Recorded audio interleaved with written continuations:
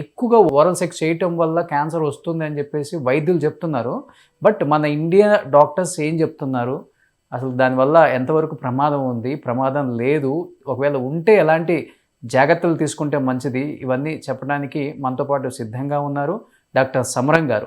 ఆ న్యూస్ బాగా సర్క్యులేట్ అవుతుంది సార్. ఆ న్యూస్‌లో ఎంతవరకు నిజం ఉంది? ఒకవేళ ఉంటే ఎలాంటి జాగ్రత్తలు తీసుకుంటే మంచిది? ఈ అనవసరంగా ఫియర్ పెంచడం అసలండి ఇంతకంటే ఏం లేదు.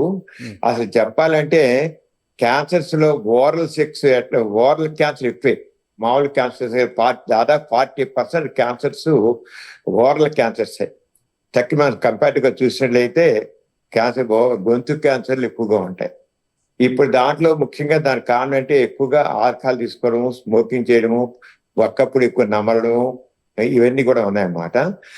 మీరు ఎక్కడ లిటరేచర్ తీసుకున్నా ఓరల్ సెక్స్ వచ్చేది చాలా తక్కువ అనేది ఉంటుంది, చాలా రేర్, అంత కామన్ కాదు.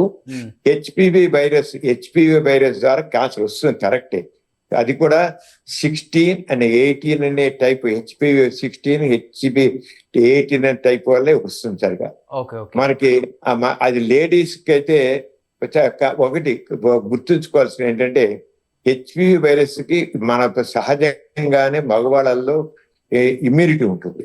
అంచేత మగవాళ్ళు యాక్చువల్ గా మగవాళ్ళలో సెక్స్ చేస్తే మగవాళ్ళు ఒక పురుషాంగం హైజీన్ గా లేకుండా దాంట్లో పాచి ఎక్కువ పెట్టినట్టయితే దాంట్లో హెచ్పి వైరస్ చేస్తుంది. కానీ మగవాడికి దాని వల్ల క్యాన్సర్ రాదు, వాళ్ళలో ఉన్నప్పటికే క్యాన్సర్ రాదు. కానీ లేడీస్ కి ఆ స్మెగ్మా అవి చేరి వాళ్ళ సెక్స్ లోకి వెళ్ళి వాళ్ళకి సర్వైకల్ క్యాన్సర్ వస్తుందన్నమాట.